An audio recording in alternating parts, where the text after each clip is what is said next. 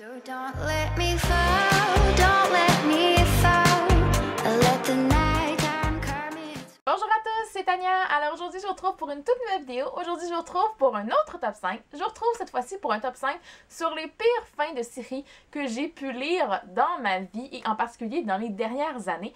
Donc je vais commencer tout de suite. En 5e position, on a The Retribution of Mara Dyer. Donc j'ai toujours du mal à prononcer le titre de ce livre-là, mais c'est pas grave.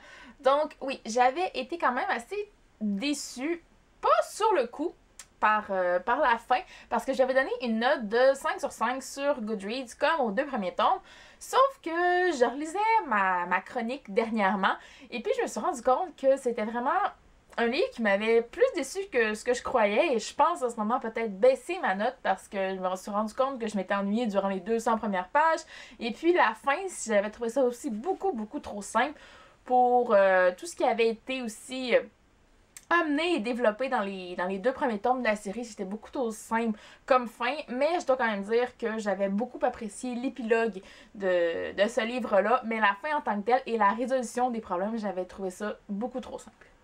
En 4e position, on a Of Neptune d'Anna Banks, qui est le 3e et dernier tome de la trilogie de Serena Legacy, qui est aussi sorti en français, du moins les 2 premiers tomes, je crois, chez les éditions Ada au Québec. Donc, c'est vraiment une fin de série qui m'avait déçue parce que j'avais adoré les 2 premiers tomes de la série. J'avais adoré, j'ai pas eu l'occasion de lire beaucoup de séries avec des sirènes dans ma vie, et puis j'avais beaucoup aimé le premier tome, le deuxième, même si c'était quand même assez simple comme concept, mais quand même.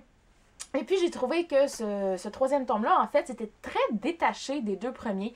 J'avais un peu du mal à voir le lien entre le 2e puis le 3e tome, franchement. Donc ça m'a vraiment déçue parce qu'on intègre dans ce dernier tome-là des éléments qui sont vraiment pas nécessaires, comme un triangle amoureux. On n'a pas besoin d'un triangle amoureux dans un 3e et dernier tome de série. Désolée, ça arrive au premier, peut-être au 2e des fois, mais jamais au 3e. Donc voilà, j'avais trouvé cette fin-là très détachée des 2 premiers tomes, et c'est pour ça qu'elle m'avait déçue. En 3e position, on a Sentinel de Jennifer L. Armentrout, le 5e et dernier tome de la série The Covenant. Donc, je dois dire que j'ai beaucoup apprécié cette série-là. Je crois que j'ai mis une note de 5 sur 5 à ce livre-là, y compris à la fin, mais ce qui fait que c'est une pire fin de série, c'est qu'en fait, j'ai trouvé que la fin de cette série-là, c'était une fin douce amère pour moi, parce que oui, on a la résolution des problèmes et tout, mais ça finit bien, mais pas tant que ça, et j'étais un peu choquée de cette fin-là, parce que j'avais pas cette sensation-là à la fin que j'aurais aimé de fin heureuse comme d'autres livres de Jennifer L. Armentrout, même si ses fins sont jamais totalement heureuses. Mais pour celui-là, j'étais tellement attachée au personnage et j'aurais aimé avoir une fin un petit peu différente, même si je sais que quand on a lu les 4 tomes d'avance, la fin, on s'attendait un petit peu à ce que ce soit ça, mais quand même, oh, j'avais envie de pleurer à un moment donné parce que non, je voulais pas que ça finisse comme ça, puis ça a fini comme ça, donc voilà, c'est pas parce que je n'ai pas tant aimé la fin ou le livre en tant que tel, j'ai adoré ce livre-là, c'est juste que j'aurais aimé une fin différente parce que c'était pas à mon goût et c'était pas assez heureux pour moi. En 2e position, on a La Révolte, le 3e tome de la série Hunger Games de Suzanne Collins. Donc, si vous avez lu ce tome-là, je suis certaine que vous êtes d'accord avec moi. Cette fin-là, j'ai bien aimé le tome en général, le livre, mais la fin, c'est déprimant, franchement. C'est déprimant. C'était vraiment pas ce que j'aurais aimé comme fin. Il y a certaines choses qui se passent que je trouve qui sont pas nécessaires non plus à l'histoire. On tue certains personnages que non, moi je les aurais pas tués. Je trouve pas que ça a une utilité dans ce dernier tome-là. Et franchement, j'avais été très déçue de ce tome-là, même si je l'avais quand même beaucoup aimé dans son ensemble. J'avais mis quand même une très bonne note, mais vraiment à la fin, non, j'avais pas aimé la fin. Du tout. Et je suis totalement en désaccord encore, des années plus tard, avec cette fin-là.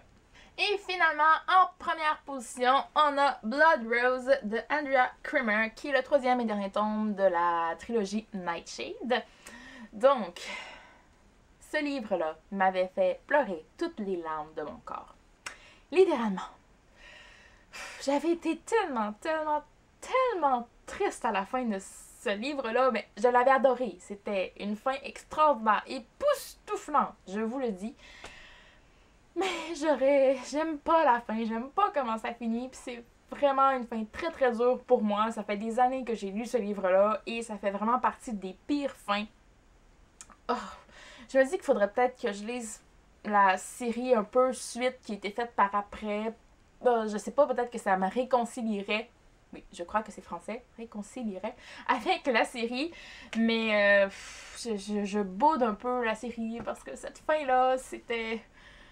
Encore une fois, c'est un peu logique.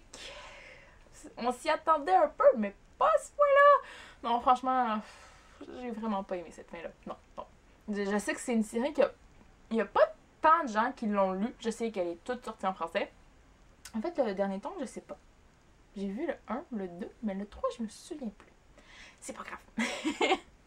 Je me souviens plus, mais bon, j'avais adoré cette série-là il y a quelques années, mais la fin de ce tome-là m'avait fait verser toutes les larmes de mon corps et j'étais très triste en terminant cette trilogie-là.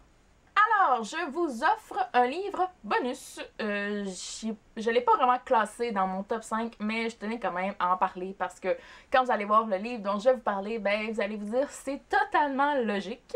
Donc, j'ai pris Allegiant de Veronica Roth, qui est vraiment la pire fin de série qu'on peut avoir aussi. Donc, si vous avez lu ma chronique, je vous la mettrai en barre d'infos si ça vous intéresse, comme les autres d'ailleurs. Si j'en ai écrit, je les mettrai en barre d'infos pour que vous alliez les lire et ce que je n'avais pas aimé dans ces fins-là. Mais j'en avais parlé aussi dans un de mes derniers wrap-up. Et puis, c'était vraiment une fin que j'étais pas d'accord et que je ne comprenais pas non plus. J'ai pas vu l'utilité à cette fin-là. Je trouve que ça aurait pu se finir d'une manière totalement différente, mais j'ai trouvé que l'auteur a voulu faire un choix pour se différencier des autres et j'ai pas trouvé ça super nécessaire. Voilà. Donc, je n'avais pas aimé ce dernier tome-là, la fin non plus. J'ai pas aimé grand-chose de ce tome-là, en fait. Je suis désolée. Donc, voilà. Mais je trouvais que c'était un petit peu trop logique comme livre pour le mettre dans mon top 5. Donc, voilà. Mais j'avais quand même envie de vous en dire un mot sur celui-ci quand même. Et bien voilà, c'est ce qui conclut ma vidéo. J'espère que vous avez apprécié. Dites-moi en commentaire quelles sont vos pires fins de série. Et en attendant la prochaine vidéo, moi je vous dis à la prochaine et bonne lecture. Carry on.